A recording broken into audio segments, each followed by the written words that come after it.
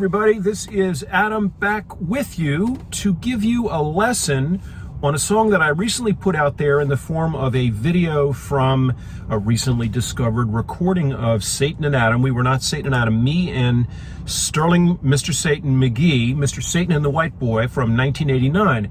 I put out a first track of that. This came into my hands entirely by accident, but it's wonderful stuff. It's very much what we did in Harlem on the street back in the day. The song that I put out first for you guys was Listen to the Music. Not the Doobie Brothers, whoa, whoa, listen to the music. Not at all. This is Sterling's own composition. It happens to have the same title, but it owes nothing to the Doobie Brothers song. And so what I'm going to do is I'm going to give you a lesson on that, because I had several people whose response to Listen to the Music was, hey, great stuff, now you need to give us a lesson. Okay, so what was Gussow at the age of 31 back in 1989? What was that guy doing? Well, the short answer is I can't tell you what I was doing back then, because I hear it slightly differently now. And what I'm going to do is play for you basically the part that I ended up evolving. You have to understand, on the street, I was Mr. Satan plays this thing, and I'm thinking, what can I do on the harp? So that's the compositional challenge for me. The accompanist's challenge is what harp part would work best with him. It's very high energy. It's basically a one-chord vamp, and then at a certain point there's a kind of breakaway section where it's in the key of E. I'm using an A harp. At a certain point he goes to the flat 3, the major chord on the flat 3, which would be a G, like a G major, to the A, which is the 4th, and back to the E. So it's an E, and then it goes to G, to A, back to E. Those aren't blues changes. Those are rock changes. It's a very standard kind of rock thing to do. We've heard this before. It works beautifully there. I know enough rock, I could hear that. So I had to come up with a sort of basic riff that would kind of dovetail, like that's a term from carpentry, right? The wood would match. I would kind of dovetail with what he was doing, kind of double it a little bit, and find the accents that would make it work. And here's something else you need to understand. So the street recording was from April of '89. At that point, I would say that I was pretty close to finding whatever became my mature style with him, which then got better over the years that I played with him, but it took 2.5 years for me to get to that point. But there was still a little bit of growth left to go, and we did a lot more playing in the summer and fall of '89, so by the time we got to the studio in February of 1990 to record the studio version of that and many other songs, that became basically the core of our first album, Harlem Blues, I had figured out a little bit better what the part should be. And that's closer probably to what I'm going to play for you now. So there is a studio version, but interestingly enough, we did not release that track, the studio version of Listen to the Music, until much, much later, when I released, I think it was 2012, 2011, when I released Back in the Game. We kept it in the bag basically for decades. Partly because there was a mistake at the very end of it that I, as co-producer, was like, there's a harp mistake, a clam. Anyway, we're getting lost in the weeds here. That's what I tend to do. So let me show you what I do on Listen to the Music. I'll play it full speed. So the groove is boom, boom, boom, boom.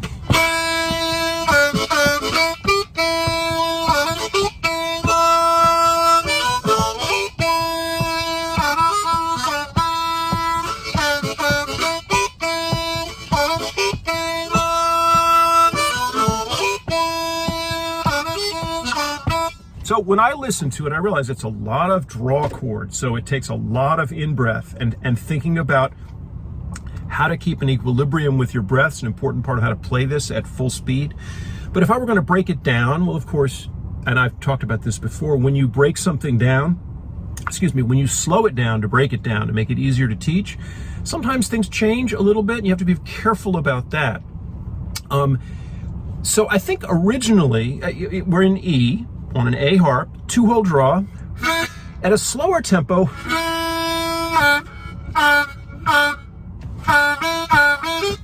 I'd probably go, and that's one way to play this, which is a whole step bend, back up, let it up, go back down, And then the blue third, the 3 draw, slight bend. Now we'll talk about timing in a minute, but those are the basic chords, the basic notes of the riff. Except that at full speed, I tend not to let it up the first time. I go.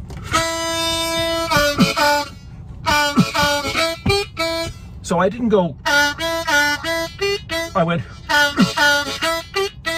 I actually coughed. That's the way I would play it these days. In other words, you almost hear that I'm letting it up, but I'm not exactly letting it up. I'm basically hitting a whole step bend on the 2 draw twice. After an initial 2 draw, sort of big full, and you need to have that full. You might practice that. Make sure you can get the 2 draw with a big, clear, not that droning kind of a pedal tone. So if I slowed that way down,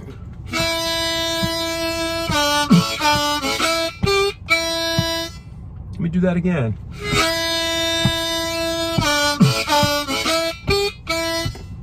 Now, if you don't cough between the 2 whole step bends,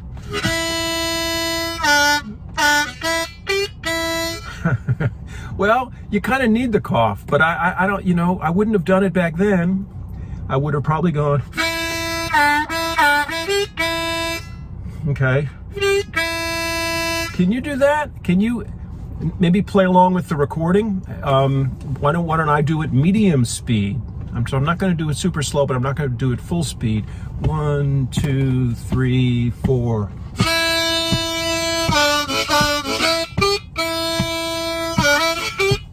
Now notice that last little thing.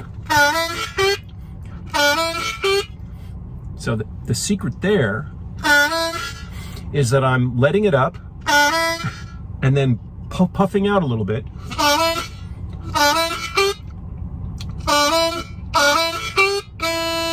So that there's a little bit of outward air blown out, which is probably how I keep equilibrium with the in and out. That's a really cool little move. And the stuff that I'm talking about, these little things that you would not have heard, right? Like it's hard to hear it, but they're what let the groove work right. So they're things that I would have evolved by feel over the months that I'm playing the song to just so that it sort of feels like everything is floating right. Does that make sense? It's like if you're going to do a trick and you're going to spin a basketball on your finger, eventually you're going to get it, and you just know. You don't have to make a whole lot of micro adjustments. You just kind of find the groove point. That's kind of what I'm doing. And it may be because there's some little timing thing he's doing, or it may be, I don't know, but that's what I'm doing. So, medium speed. 1, 2, 3, 4.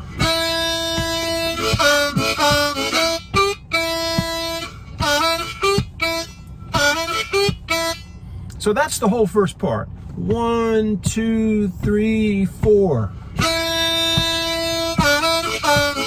That time I let it up.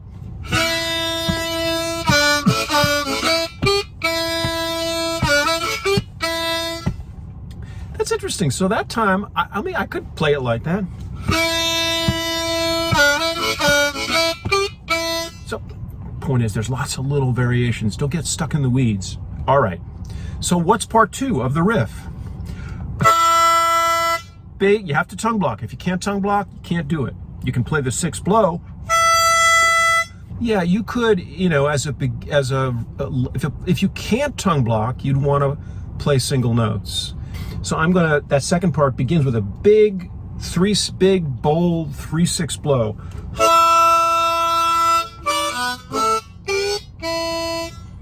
So I'm going 3/6 blow.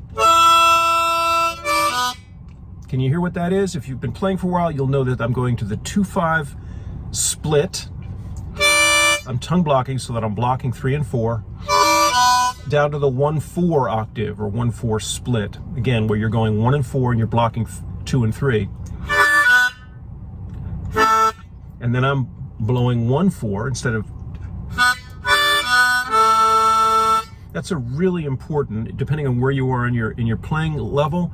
Either you know how to do that already, or it's like it's mind-bendingly cool, and it's something you have to have in your armamentarium, your bag of tricks.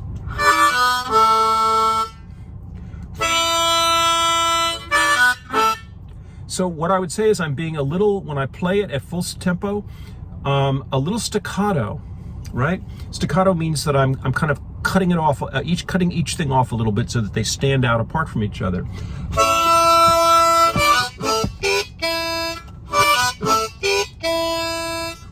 So what's that? 3/6 blow, 2/5 draw, 1/4 draw, 1/4 blow. Now there, I'm going down to the 3, so I'm going from tongue blocking, this is real Adam Gussow style, from tongue blocking to lip pursing. And basically I'm hitting the blue third, the bent 3, it's bent slightly, with a little bit of 4 in there to thicken it up. So if I just did the 3, but I want a little thicker, partly because I've just been doing the octaves, right? I've been playing 2-note things, right? So now I'm going to go from tongue blocking, a tongue block 2-note thing, to a lip pursed, and back to the 2 draw. So again, 1, 2, 3, 4. Now the timing of it, I realize that when I slow it down, it's obvious that I'm not just hitting everything on a downbeat. Not at all. I'm hitting, it's a funky song, so I'm sort of hitting on certain kinds of upbeats. You could say I'm syncopating a little bit in a way that pulls a little bit. It sort of works with the funkiness of the groove.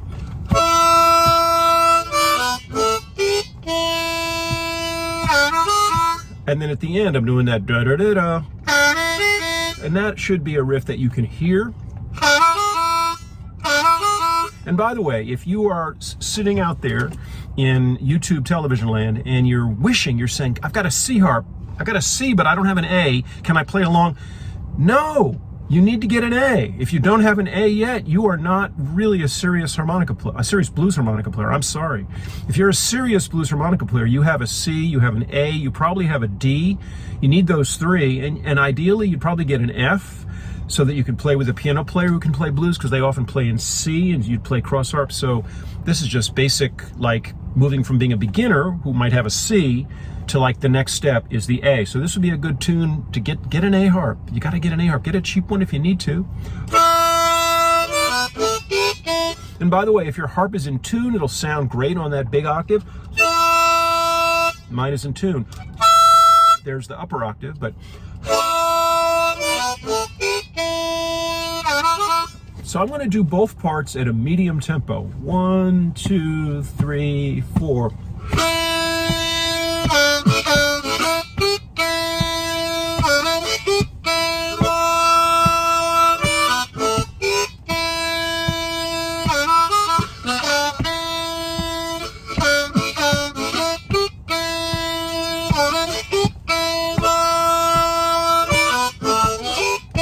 Now I realize when I play it and I get inside of it like that, I forget you're out there and I'm not staring at you, I'm just inside my head doing what I'm doing. There is one little thing that I was doing that I didn't show you, and I wonder if you heard it. You wouldn't have heard it as it, you would have just heard there was something slightly different going on. So what was it? It was on the second part. Let me get there from the first part. 1, 2, and I'll stop when I do it. 1, 2, 3, 4.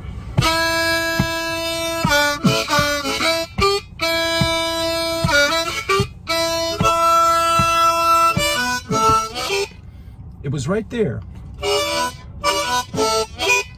And what I did was before I did that 3/4 draw thing, the slightly bent 3/4 draw, I kind of came at it from down below. It's a very subtle little thing.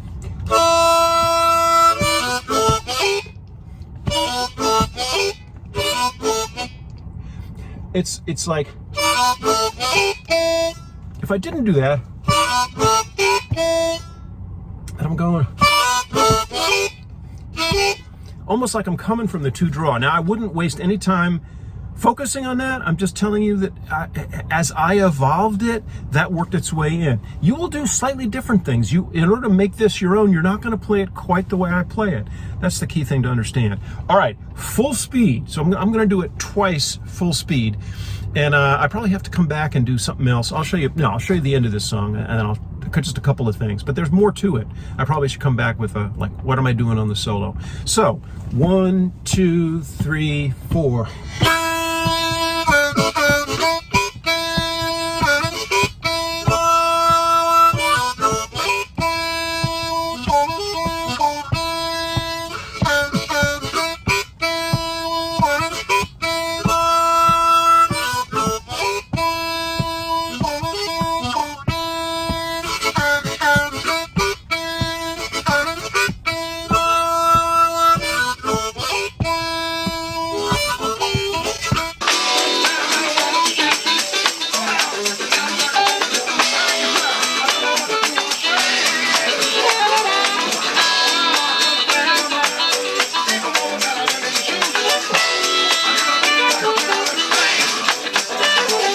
And so there,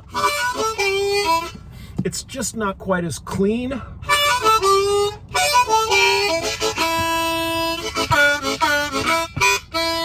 All right, so that's the basics. That's basically what's going on. Then there's the breakaway part.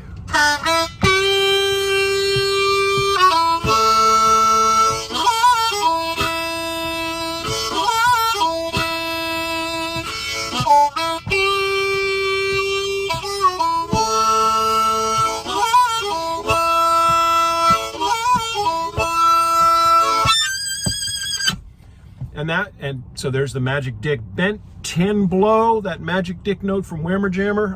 I have used that. I've shamelessly, in the course of my career, I have stolen the magic dick note from Magic Dick and used it in every possible place. But in this case, I really did use it on this. And this song was an over-the-top song that needed that kind of thing. Okay.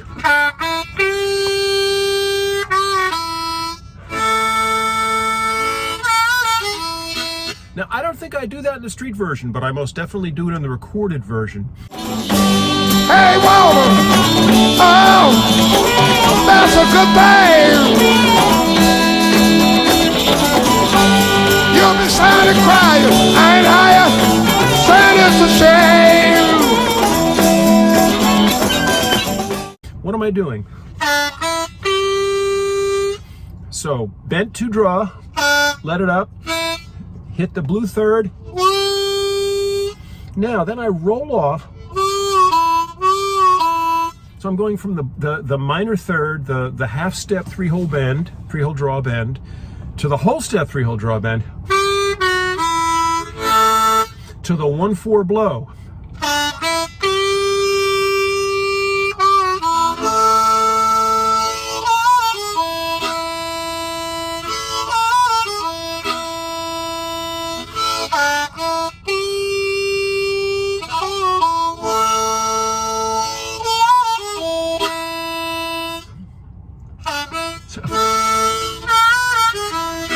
I've shown that. That's a lick that you find in many contexts in blues harmonic, and I've done it in many other places and shown it in other lessons. So it's the 4-hole bend. Let it up, back down, and then it's a hard bend, and then 3 draw without any bend, and 2 draw. And then I hit the 2 draw a second time. And I'm getting it a little kind of thickening by closing my lips, and from lip pursing, sort of closing in just a little so that I go from a little bit of 1 and 3. Just one of those subtleties that the 8th degree black belt players have that you want, okay? And that's it. I mean, that's basically this lesson. Okay, listen to the music. There's more. There's the things I'm doing on the solos. And finally, by the way, there's a fair bit of warbling on the 4/5 draw. Sometimes I do it just as a kind of vamp. In other words, as something that'll sort of fill space. Think about the keyboard player with his, like doing a trill, like 2 notes on the keyboard. It's just to kind of fill space. Again, I'm always thinking about what the harp adds to what the guitar and the percussion and the vocals are doing. And if there's one lesson I can leave you with, it's think about, the older I get, the more clear this is. It's about the groove that the two of you produce, if you're a duo thing. It's about the groove, it's about the song, what serves the song. And anything that calls too much attention to you, it's about the attentional economy created by the two musicians and the song they're trying to put forward. And so I don't want to pull attention away. That's just hot dogging, right? I want to make the attention go to like that the people in the audience are just overwhelmed. And if you look at the recording of this, we got a big audience. It's the biggest audience we got in the entire 50-minute set that I have a tape of, was this song. So there's something working right, and I think maybe asking yourself, what's working right? And what would you do if you didn't know the part that I just taught you, and you were plopped down in the streets of Harlem, and somebody said, you got to accompany this guy? What would you do? What would you do? It's a tricky assignment. Anyway, that's all for now, and I've got a couple more things to tape and upload, so you'll be seeing more from me this summertime at the University of Mississippi. I've got a little more time to do this kind of thing. All right, see you down the road. Bye-bye.